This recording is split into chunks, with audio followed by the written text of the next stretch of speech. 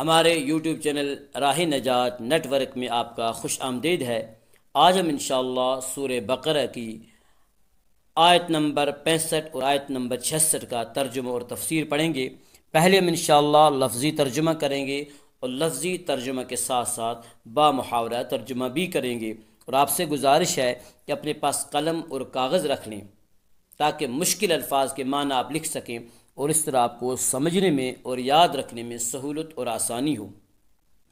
اور اگر آپ اب تک کے ہمارے ساری ویڈیو شروع سے دیکھنا چاہیں تو ہم نے آسان ترجمہ قرآن کے نام سے پلے لسٹ بنا رکھی ہے، وہاں جا کر آپ ہمارے سارے ویڈیو بآسانی دیکھ سکتے ہیں۔ تو آئیے آج کا کلاس ہم شروع کرتے ہیں۔ اعوذ باللہ من الشیطان الرجیم، بسم اللہ الرحمن الرحیم۔ وَلَقَدْ عَلِمْتُمُ الَّذِينَ اعْتَدَوْا مِنْكُمْ فِي السَّبْتِ فَقُلْنَا لَهُمْ كُونُوا قِرَدَةً خَاسِئِينَ۔ وَلَقَدْ عَلِمْتُمْ، اور البتہ تم نے جان لیا، الَّذِينَ اعْتَدَوْا، جن لوگوں نے زیادتی کی، منکم، تم میں سے، فی السبت، ہفتے کے دن میں، فقلنا، تب ہم نے کہا، لہم، ان سے، کونو، ہو جاؤ، قردتاً، بندر، خاسئین، ذلیل۔ وَلَقَدْ عَلِمْتُمُ الَّذِينَ اعْتَدَوْا مِنْكُمْ، اور تم خوب جانتے ہو، الَّذِينَ اعْتَدَوْا، انہیں جنہوں نے نافرمانی کی تھی، جنہوں نے زیادتی کی تھی، منکم، تم میں سے، فی السبت، سبت کے قانون کی، فقلنا لہم، پھر ہم نے انہیں حکم دیا تھا، کونو، بن جاؤ، قردتاً خاسئین، ذلیل بندر، دھتکارے ہوئے بندر۔ یہاں سے اس واقعہ کی یاد دہانی کرائی جا رہی ہے جو بنی اسرائیل کی تاریخ کا مشہور و معروف واقعہ ہے۔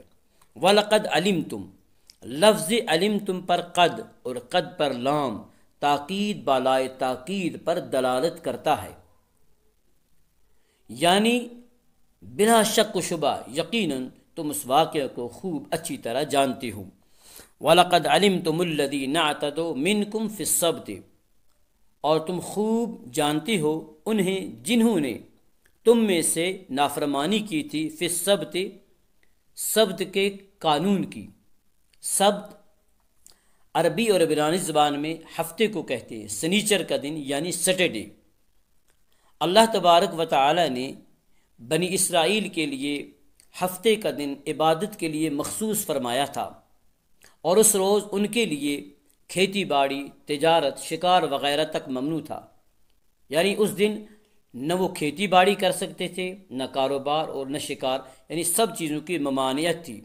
اور یہ حکم اتنا سخت تھا کہ اس کی نافرمانی کرنے والوں کے لیے قتل کی سزا مقرر تھی، اور بنی اسرائیل نے رفتہ رفتہ اس قانون کو بے اثر بنانے کے لیے ہیلے بہانے سے کام لینا شروع کر دیا تھا۔ انہوں نے دریا کے کنارے، دریا کے قریب گڑھے کھود رکھے تھے اور چھوٹی چھوٹی نالیوں کے ذریعے ان گڑھوں کو دریا سے ملا رکھا تھا، اور سنیچر کو جب مچھلیاں شکاری کی آمد سے بے خوف نڈر ہو کر سطح آب پر کثرت سے نمودار ہوتی تو یہ بنی اسرائیل، یہ یہودی، ان نالیوں کے دہانے کھول دیتے اور مچھلیاں پانی کے ذریعے کثیر تعداد میں ان گڑھوں میں داخل ہو جاتی، اور پھر یہ ان کے دہانے، ان کے منہ بند کر دیتے، اور اتوار کو آ کر مچھلیاں پکڑتے، مچھلیوں کا شکار کرتے۔ اللہ تبارک و تعالیٰ کی غیرت یہ گوارا برداشت نہیں کرتی کہ اللہ کے اس کے احکام شریعت کو ہیل و بہانوں سے معطل اور بے اثر کر دیا جائے، لہٰذا اس لیے اللہ رب العالمین نے ان پر ایسا سخت عذاب مسلط کر دیا کہ جس نے ان کو رسوائی اور ذلت کے ساتھ نیست نابود کر دیا۔ فَقُلْنَا لَهُمْ كُونُوا قِرَدَةً خَاسِئِينَ، تو ہم نے انہیں حکم دیا کہ تم ذلیل بندر بن جاؤ، تم دھتکارے ہوئے بندر بن جاؤ۔ حضرت مجاہد رحمۃ اللہ علیہ کا قول ہے کہ یہ مسخ مانوی تھا، یعنی ان کی صورتیں تو انسانوں کی سی رہیں، لیکن ان کی سوچ اور ان کی